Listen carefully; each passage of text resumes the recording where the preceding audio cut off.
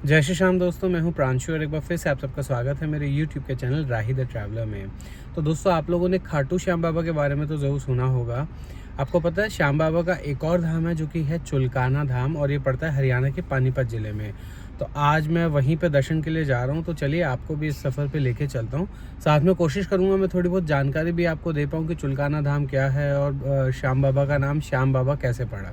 मैं ना दिल्ली में, नॉर्थ दिल्ली में रहता हूँ, और मेरे यहाँ से डिस्टेंस दिखा रहा है चुलकाना धाम का, वो दिखा रहा है 66 किलोमीटर्स का। सवा घंटे का टाइम दिखा रहा है। तो मैं आपको थोड़ा आइडिया दे देता हूँ या थोड़ी जानकारी दे देता हूँ कि चुलकाना धाम में क्या है। दोस्तों, श्याम बाबा के बारे में आप लोग जानते ही हैं। कहानी आती है महाभारत समय की, कि जब महाभारत का युद्ध चल रहा था, तो वो जो युद्ध हो रहा था वो कौरवों और पांडवों के बीच का युद्ध हो रहा था। पांडवों में एक भीम थे, बहुत ही बलशाली। भीम के बेटे थे घटोत्कच, और घटोत्कच के बेटे थे बार्बरिक, जिनको महादेव और विजेता देवी से विजय का वरदान प्राप्त था। और उनके पास 3 ऐसे बाण थे जो कि पूरे संसार का संहार कर सकते थे। तो उनकी जो माता जी है, उन्होंने देखा कि जो युद्ध है महाभारत का, उसमें पांडव जो हैं वो हार रहे हैं, वो हार सकते हैं, उनका पक्ष जो है वो इतना मजबूत नहीं है और कौरवों की जीत हो सकती है। इसलिए बार्बरिक को उनकी माता ने बोला कि भाई, तुम युद्ध जहाँ पे चल रहा है, तुम युद्ध की तरफ जाओ, युद्ध देखो, और जो पक्ष हार रहा होगा तुम उसका साथ देना। तो उनकी माता से आज्ञा लेकर बार्बरिक जो थे वो युद्ध की तरफ, जहाँ पे युद्ध हो रहा था कुरुक्षेत्र की तरफ चले गए। उनका विशाल रूप देखकर सारी सेना डर गई थी। श्री कृष्ण को जब पता लगा कि ये बार्बरिक हैं, तब उन्होंने पांडवों को बाहर बुलाया, अदरवाइज वो पांडवों को भी बाहर नहीं बुला रहे थे। और कृष्ण जी को पता था कि अच्छा, जब तक एक चीज़ और, कि जब तक बार्बरिक युद्ध स्थल पे पहुँचे, तब तक थोड़ा सा चीज़ें बदल चुकी थी। जो पांडव थे वो मजबूत होने लगे थे, हावी होने लगे थे कौरवों पर। अब होना क्या था कि बार्बरिक जाते, वो देखते स्थिति, फिर उनको कौरवों का साथ देते, जो कि कृष्ण जी नहीं चाहते थे। इसीलिए कृष्ण जी ने रास्ते में एक ब्राह्मण का रूप धर के उनको रोका और उनकी परीक्षा लेने की चाहिए, जिसमें कि आप लोगों को, अगर वो कहानी आपने सुनी हो, कि एक ही पेड़ के सारे पत्तों को एक बाण से छेदा था उन्होंने, बार्बरिक ने। और कृष्ण जी ने एक पत्ता जो था अपने पैर के नीचे छुपा लिया था। तब बार्बरिक बोले कि हे ब्राह्मण, अपना पैर हटाएं, क्योंकि ये जो बाण है ये सभी पत्तों को छेद के रुकेगा, वरना ये रुकेगा नहीं। ये होने के बाद बार्बरिक ने श्री कृष्ण को बोला कि हे ब्राह्मण, मैं आपकी कैसे सेवा कर सकता हूँ। जिसमें कि श्री कृष्ण ने पूछा कि अगर मैं आपसे कुछ मांगूंगा तो क्या आप देंगे। जिसका आंसर उन्होंने दिया, उत्तर दिया बार्बरिक ने, कि भाई, मेरे पास देने को कुछ नहीं है, पर हाँ, यदि आपकी दृष्टि में आपको लगता है कि भाई मैं कुछ देने लायक हूँ, तो मैं ज़रूर दूंगा। और इस बात के बाद फिर कृष्ण जी ने, जो ब्राह्मण रूप में थे, उन्होंने उनको कहा कि आप मेरे को अपने शीश का दान दीजिए, मुझे आपके शीश का दान चाहिए।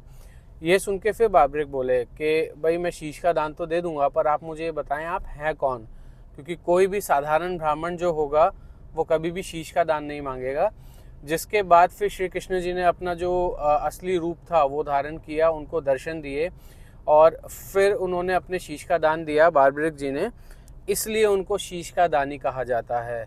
और क्योंकि जो मैंने अभी आप लोगों को बताया था कि कृष्ण, जो बार्बरिक हैं, उनको उनकी माता ने वचन लिया था उनसे कि जो हारेगा तुम उसका साथ दोगे, इसलिए उनको हारे का सहारा कहा जाता है।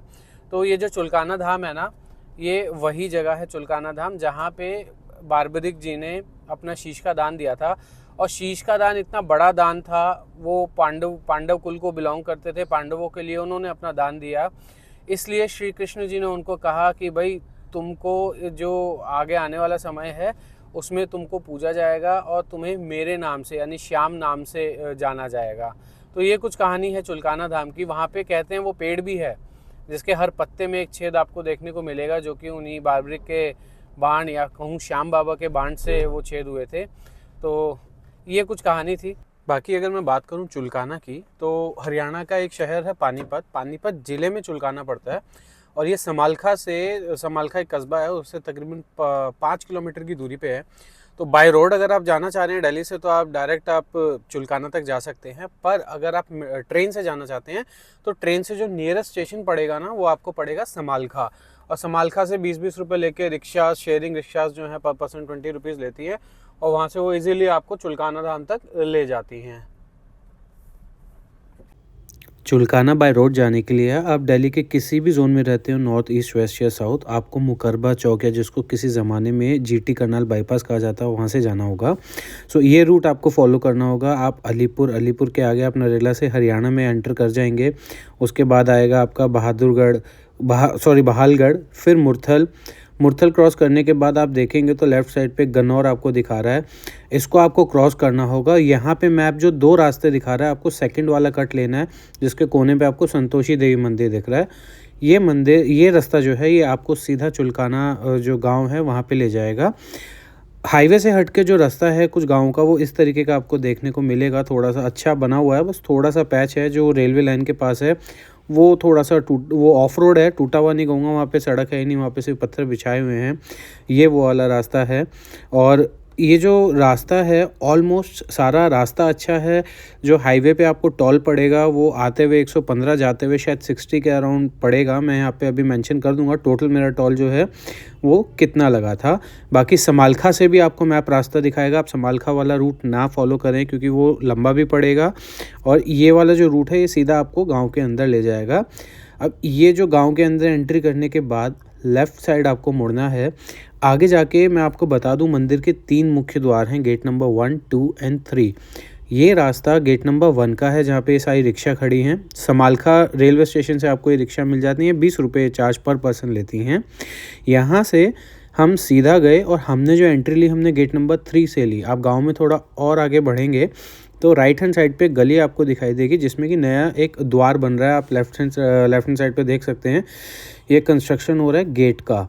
इस गली से आप अंदर जाएंगे, आगे जाके आप मंदिर के बैक साइड यानी गेट नंबर 3 की तरफ जाएंगे, जहाँ पे कि प्रसाद की भी कुछ दुकानें हैं, और कुछ दुकानें वालों ने ही अपना एक पार्किंग का एरिया रखा हुआ है, जहाँ की फ्री पार्किंग आपको मिलेगी अगर आप उन्हीं से प्रसाद लेते हैं। तो हमने भी ये आप देख रहे हैं जो free car parking, Ravi car parking, यहाँ पे गाड़ी पार्क करके इनसे प्रसाद ले लिया था। बाबा को वहाँ पे फूल चढ़ते हैं, पेड़ा चढ़ता है, ये सब प्रसाद आप चढ़ा सकते हैं। तो दोस्तों ये गेट नंबर 3 है। यहाँ पे कुछ चीज़ें भी लिखी हुई हैं, जैसे कि मंदिर के खुलने का समय यहाँ पे मेंशन किया गया है, सुबह 5 से रात 8 बजे तक, और मंदिर में मर्यादित कपड़े पहनने की अपील की गई है। जो लेडीज़ हैं वो प्रॉपर अपने सूट सलवार या फिर साड़ी पहनकर आ सकते हैं। वेस्टर्न कपड़े ये सजेस्ट करते हैं ना पहनकर आएँ। तो बैक साइड से जब आप एंट्री लेंगे, यहाँ पे लेफ़्ट हैंड साइड पे आपको मिलेगा शू रैक। यहाँ पे आप निःशुल्क अपने जूते जो हैं वो रख सकते हैं। इसके बाद सामने आप देख रहे हैं वो श्याम कुंड है, और राइट हैंड साइड पे ये मंदिर है बाबा का, श्याम बाबा का। यहाँ पे दोस्तों जिस दिन हम गए हैं उस दिन कोई भीड़ नहीं थी। सुनने में आता है कि लाइन बहुत लंबी कई बार लगती है, इसलिए हम अर्ली मॉर्निंग भी गए थे। कोशिश की थी अर्ली मॉर्निंग निकलने की, बट निकल नहीं पाए थे। 9 बजे के करीब हम मंदिर में आए, और सामने आप देख सकते हैं श्याम बाबा के सुंदर दर्शन, और कोई इतनी भीड़ नहीं थी। हमने 2 बार बाबा के दर्शन किए। एक जानकारी मैं आपको और देना चाहूँगा, जो सामने आप मूर्ति दे रहे हैं, ये एक अलग से मूर्ति रखी गई है। मेन जो कहा जाता है ना, ये मंदिर आपको दिख रहा होगा, इसके अंदर ये वो जगह है एक्चुअल जहाँ पे कि शीश का दान दिया गया था। तो ये बहुत कम लोगों को पता रहता है, वो सीधा जाके आगे दर्शन कर जाते हैं। आप यहाँ पे भी मत्था टेक सकते हैं। ये वो जगह है, ये चिन्ह बना रखा है जहाँ पे कि बाबा ने अपने जो शीश का दान है वो दिया था। सो दोस्तों, अगर आपको ये वीडियो अच्छी लगी हो, इन्फॉर्मेटिव लगी हो, तो प्लीज़ इस वीडियो को लाइक कीजिएगा, चैनल को सब्सक्राइब कीजिएगा और वीडियो को शेयर भी कीजिएगा। Thank you.